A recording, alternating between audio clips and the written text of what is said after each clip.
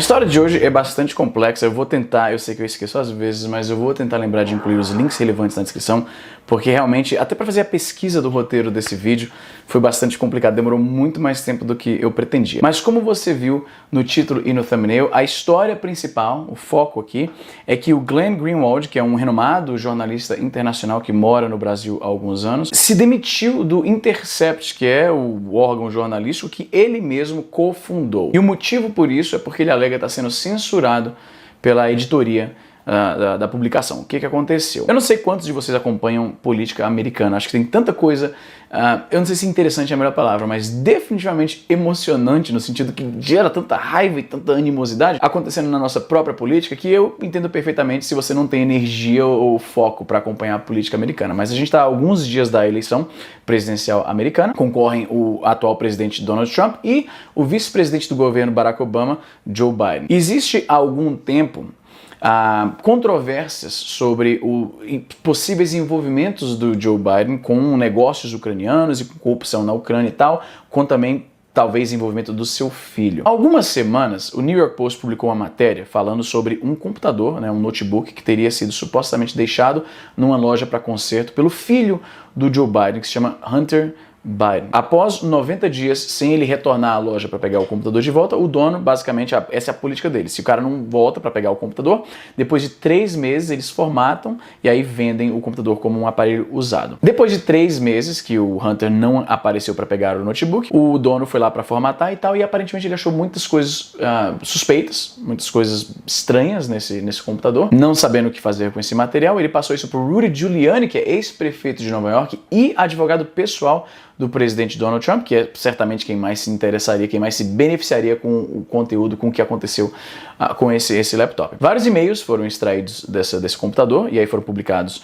no New York Post e basicamente eles mostram que o Hunter Biden, que na época trabalhava numa empresa de energia ucraniana chamada Burisma, estava aparentemente negociando a influência do seu pai para arquitetar alguns negócios. Uma das questões que já é mencionada há muito tempo, mas essa treta do laptop trouxe de novo à tona, é que o equivalente ao procurador-geral da Ucrânia estava sendo acusado de crimes de corrupção e tal, e aí o governo da Ucrânia, pressionado pela comunidade internacional, teria então demitido esse cara e colocado um outro maluco no lugar dele. A história oficial, digamos assim, é que isso era um esforço para combater a corrupção que é absolutamente galopante na Ucrânia, Rússia, Ucrânia, esses estados que compunham a antiga União Soviética, eles são, corrupção é uma coisa tão comum pra galera lá como é pra gente, aparentemente. Na época foi um pouco esquisito porque tinha um acordo de $1 bilhão que os Estados Unidos ia ceder à Ucrânia para vários projetos e coisas do tipo, e aí esse acordo estava pendendo a demissão desse procurador-geral, que muitos viam como uma das figuras centrais de corrupção do país e tudo mais. O seu substituto era um cara que nunca nem foi advogado, ele tem zero experiência com lei, então ficou muito esquisito, pareceu para muitos que era o governo, uma coisa que não é novidade para o governo americano, estava substituindo algum burocrata por um que é mais favorável a seus interesses, e isso exatamente assim. No Brasil, pensa-se muito em corrupção como político tomando dinheiro público e colocando no próprio bolso, superfaturando uma obra e coisas do tipo. Aqui na América do Norte eu percebo que corrupção não é só não é definido de forma tão restrita. Corrupção é qualquer tipo de manipulação política que visa algum objetivo escuso, que não seja necessariamente o político colocar dinheiro no seu próprio bolso. Eu digo isso porque tirar um político, um burocrata e colocar outro, eu tenho certeza que muitos brasileiros, se não virem o dinheiro indo para o bolso do político diretamente, não identificariam isso como corrupção necessariamente. Enfim, a história é bem confusa e existem muitos conflitos de interesse nessa questão, porque a pessoa que foi envolvida em disponibilizar isso, colocar a boca no trombone, por assim dizer, o Rudy Giuliani, que é favorável ao Trump, é óbvio que isso é muito benéfico para os seus interesses, prejudicar a campanha do Biden. Então, por mais que eu deteste o Trump, eu tenho que levar a sério o conteúdo desse laptop, dessas mensagens, eu quero saber se isso é verdade, e ao mesmo tempo eu tenho que manter o pé atrás, porque olha de quem é que tá vindo isso, É uma situação muito delicada. E se torna ainda mais delicada, e a gente entra no assunto realmente de fato do vídeo, porque a mídia americana não parece estar dando atenção devida a essa questão do notebook do filho do Joe Biden. Parece existir um consenso entre tanto os órgãos jornalísticos, quanto empresas do Vale do Silício, como por exemplo o Twitter, que estava impedindo que as pessoas tweetassem um link para a matéria do New York Post sob o pretexto de que a história não foi verificada ainda, pode constituir fake news e tal. Então é complicado. Eu entendo os dois lados no sentido de que, tipo, as redes sociais foram muito culpadas por muito tempo por permitir propagação de fake news. Mas seria fake news dessa vez? Ou não? É óbvio que, dependendo da sua orientação política, isso vai determinar qual é a sua opinião se essa questão dos e-mails do Joe Biden são reais ou trata-se de fake news. Para um apoiador do Trump, eles, de forma geral, vão achar que não, isso é real, tem que ser investigado e tal. Para alguém que odeia o Trump, no meu caso, não gosto de maneira nenhuma do cara, para essa gente, essas pessoas são mais propensas a achar que isso aí é fake news, foi feito apenas para desestabilizar a campanha do Biden, para favorecer o Trump, que está perdendo nas pesquisas de intenção de voto e tudo mais, né? É muito complexa a situação e, como tudo que envolve política, é difícil discernir o que é fato e o que é, né? Enfim, o que acontece? Voltando para o Glenn Greenwald, o que ele tem a ver com isso? Ele escreveu, na verdade, um artigo falando como é notável que existe um esforço do establishment jornalístico, né, os grandes veículos de comunicação, junto com empresas do Vale do Silício, como foi o caso do Twitter, para suprimir essa história, para não deixar que essa história ganhe foco. E ele escreveu um longo artigo detalhando toda a razão que ele tem para chegar nessa conclusão, e ele alega que os editores do Intercept falaram: a gente não publica isso, você tem que tirar aí referências ao Biden, tira as críticas do Biden, você pode ainda fazer uma crítica de forma geral sobre a mídia americana, mas tira esses detalhes aí do Biden, não prejudica a carreira dele, não prejudica a campanha dele, foi basicamente o que foi dito nas entrelinhas. O Glenn Greenwald, por sua vez, e olha só, ame-o ou odeio, eu acredito que o cara tem sim um senso de integridade jornalística. Eu conheço relativamente pouco da vida pessoal dele, das suas inclinações políticas, mas ele parece que ele realmente bate nos dois lados de forma íntegra, na minha percepção, né, o que eu já vi do trabalho dele. Quando eu vejo um jornalista que é simultaneamente acusado de ser um esquerdista e um reacionário,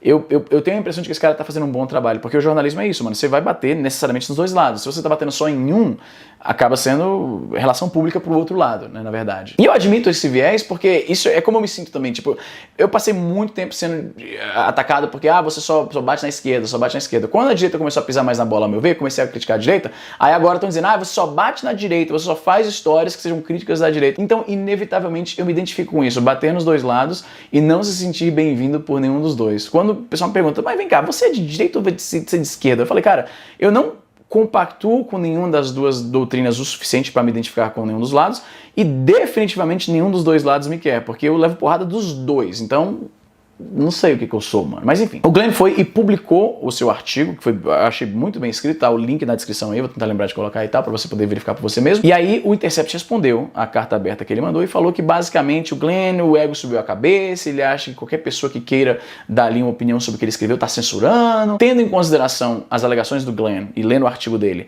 e essa resposta meio insípida do Intercept, eu me vejo invariavelmente me colocando do lado do Glenn Greenwald, até porque essa parte foi boa. Felipe Neto foi lá e perguntou pro cara, vem cá, se você tivesse informação que você sabe, tem certeza que ajudaria a eleger o Bolsonaro, porque ia destruir o outro candidato perante os eleitores e tal, você ainda divulgaria essa matéria e tal? E o Glenn falou, é claro, porque a gente não pode fingir que apoia a democracia e aí omitir informações porque vão favorecer o nosso lado, impedir o público de ter conhecimento de tudo que aconteceu e aí tomar as suas próprias decisões. O Felipe Neto acabou deletando os tweets em que ele basicamente atacava o Glenn Greenwald, falando que teria sido irresponsabilidade dele escrever esse artigo que é tão crítico do Joe Biden. Basicamente, o Felipe Neto propôs que não, a gente tem que esconder informações que beneficiem o nosso lado, porque o nosso lado é o lado do bem, nós temos que ganhar isso de qualquer forma.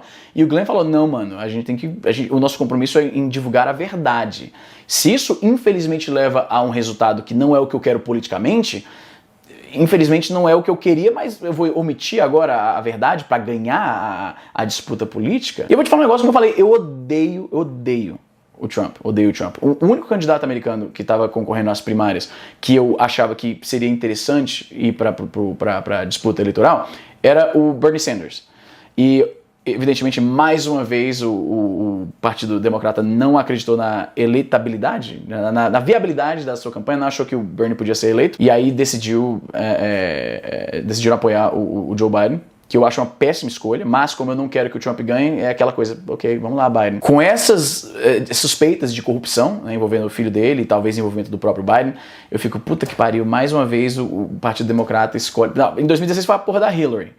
né? Aí agora o Joe Biden. Parece que eles não sabem escolher um bom candidato. É impressionante. Parecem brasileiros, mano. Então é complicado, eu tô curioso pra saber como é que isso vai se desenrolar. O Glenn falou que pensa em fazer uma outra publicação, né? Um novo Intercept 2.0, faz sentido. Porque o cara é claramente um jornalista realmente...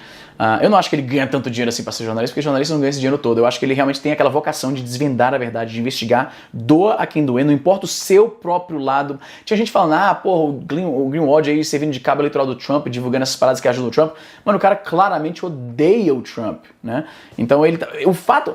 Pra mim, o Glenn publicar uma matéria como essa, esse empenho jornalístico, que ele sabe que invariavelmente, indiretamente, vai apoiar o candidato que ele odeia, eu me sinto que nem quando a Folha publicava umas matérias ridiculamente tendenciosas contra o Bolsonaro, e eu, que odeio o cara, falava, mas peraí, mano, mas também a gente não pode ganhar na desonestidade dessa forma. Aí eu me via obrigado a falar, não, essa matéria da Folha tá tendenciosa por causa de A, B, C e D. E aí eu era xingado de Bolsonaro. Tem gente que até hoje, por ter visto 2 ou 3 vídeos meus antigos em que eu falava, olha, o que a Folha postou, eu sempre falava, mano, se você precisa partir pra desonestidade pra ganhar a disputa política...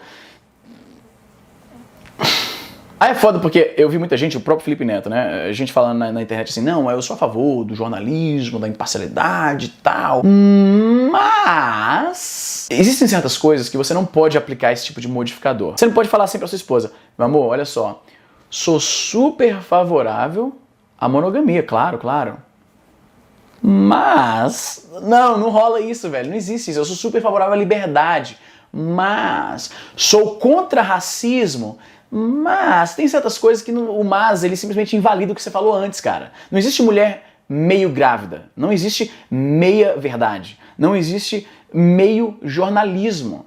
Então você tem que decidir de que lado quem você quer que ganhe de verdade. Você quer que o seu lado ganhe a qualquer custo ou você quer que a verdade venha à tona? Porque não tem como ter os dois, cara.